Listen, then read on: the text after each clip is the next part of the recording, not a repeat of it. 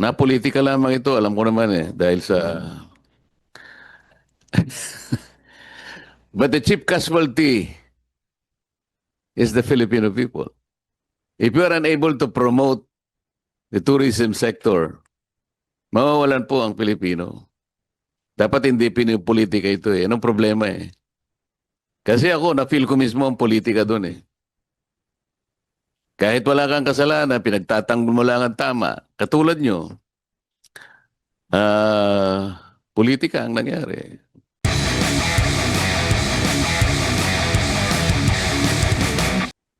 From 1 billion in 2018, 2019, pagkatapos pinakamataas nyo 2023, 1.2 billion.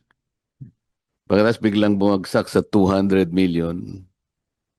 Then 100 million in 2025. Fortunately, sa NEP, nakikita namin parang itataas nila sa 450 something million. Paano kayo makakalaban ito, madam? Kasi parang sa digmaan lang ito eh. If you are not complete with ammunition, how do you think you are able to survive the battle we call tourism? We have nothing but a plastic bullet, Senator, That's not good enough, Madam Secretary. which is why it is also of grave concern to us that Nagtataka lang the kasi budget has ako, been reduced. kasi 2025, wala pa ba si former Congresswoman Migs sa iyo noong 2025? Wala pa, ano? Siya na ba noong 2025? Ngayon? Congresswoman Migs po, can I clarify po, sino po si Congresswoman Migs? Hindi. Kapagalan niya ba to? Kapatid. Kapatid. Indo. Ikaw ba yun? Sorry kasi parang kamukha mo siya. Indo. Kasi kasama ka, colleague ko siya. Medyo malabo ang mata ko, malayo pa siya. So kala ko kasi nandit siya, kasama niyo siya ngayon. I meant to ask you sana, you could have utilized her kung siya si Migs, no? To charm the Speaker of the House of Representatives. Kilala mo siya, ma'am, di ba?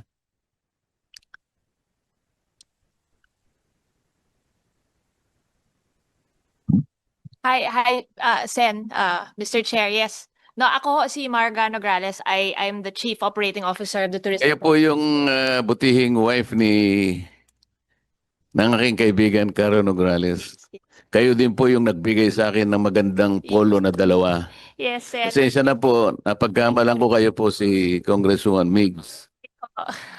Pero kahit na ganoon, kasi si Kong Carlo tsaka si Congresswoman Migs, magkakamag-anak naman kayo. Bakit hindi nagamit ni Secretary para i-charm si Speaker Martin Romualdez? Para sana itong hindi naman 100 million. Ang layo naman ito. It's less than 10% of your original appropriation para sa promotion. Promotion pa naman ito eh. Paano nyo namang ipopromote naman ang industry? Wala bang explanation from 1.2 billion, ginawan 200, pagkatapos 100 million? What was the explanation, madam? Kasi pwedeng i-reverse ni chairman ito eh. Pwede niyang ibalik sa 1.2 billion eh. Mr. Chair, ano? As long as you are able to justify.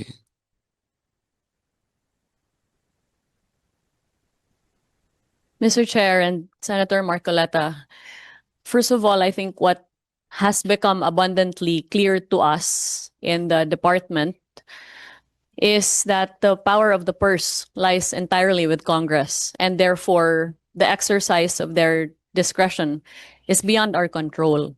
Notwithstanding that, when I learned of the slashing of the budget, I did make my appeals and sought to have interventions and representations with the leadership in order to plead that the budget not be slashed in the manner that it was.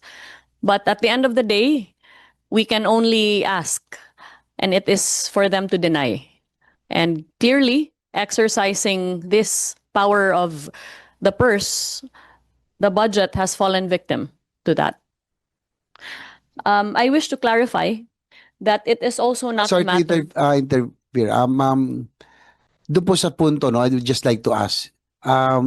The budget, yung pong pinapoint out ni Senator Marcoleta, 2025 secretaries, 100 million. That's But correct. the NEP of this was about 500 million. So it was That is slashed correct.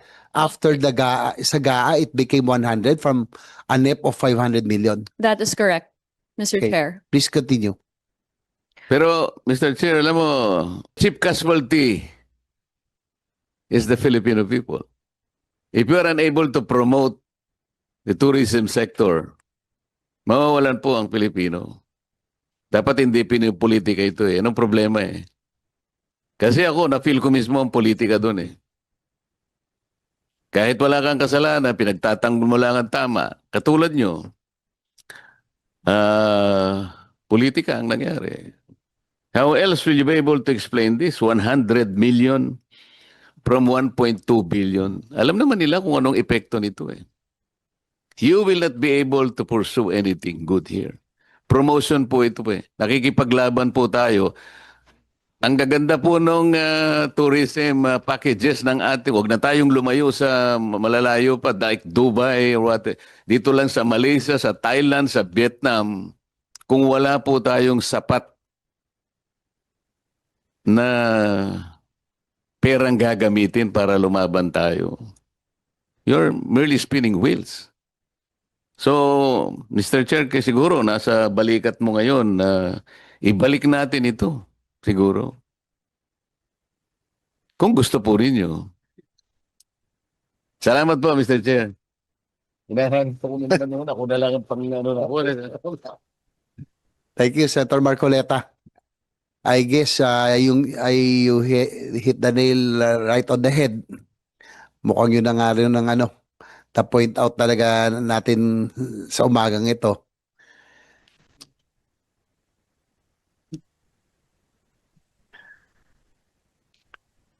So again, for the record, Madam Secretary, yung budget of 2025 from 500 million, the NEP, it was slashed to 100 million.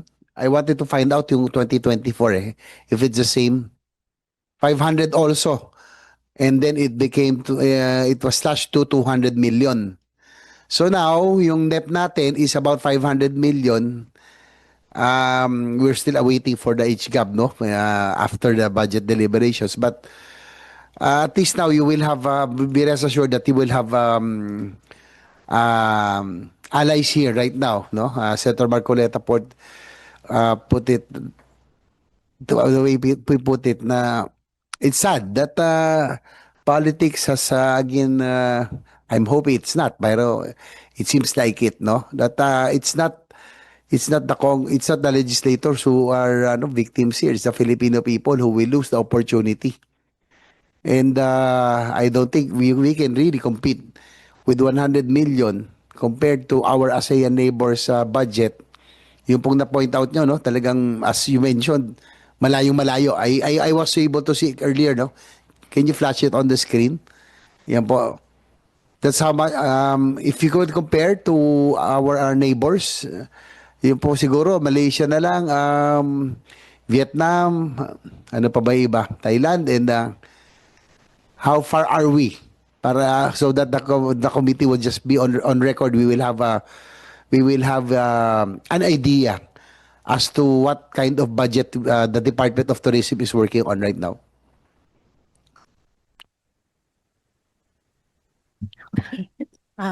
Mr. Chair, Yusek Verna will answer the question. Please proceed. Good morning, Mr. Chair. Actually, on the screen, we have a comparative analysis of the various ASEAN budgets in relation to tourism development. So for 2024, for example, we have Indonesia having an amount of about 234 million compared to the 52 million of the Department of Tourism in terms of dollars. For Thailand, it's 168 million dollars. For Malaysia, it's 262 million dollars. For Vietnam, it's 148 million dollars, and Singapore is 431 million dollars, the biggest budget among the ASEAN countries. So it's really very, very far and very big compared to the budget that has been allocated to the Department of Tourism. Yung po Cambodia, I think Cambodia is also getting a lot of arrivals. Are they spending so much also? In terms of Cambodia, Mr. Chair, we have the figure for 2023, but this one is about $20 million. But 2023, that's the only figure that we have been About able a billion pesos. About 1 million something 1 billion pesos. pesos. Yes. Yung Vietnam, again, ma'am. Vietnam is about, for 2024, just a minute. Their budget is about $148 million.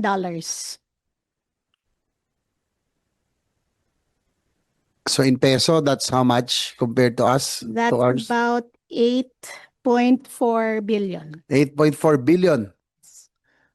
So they're spending 8.4 billion to compare to our 100 million.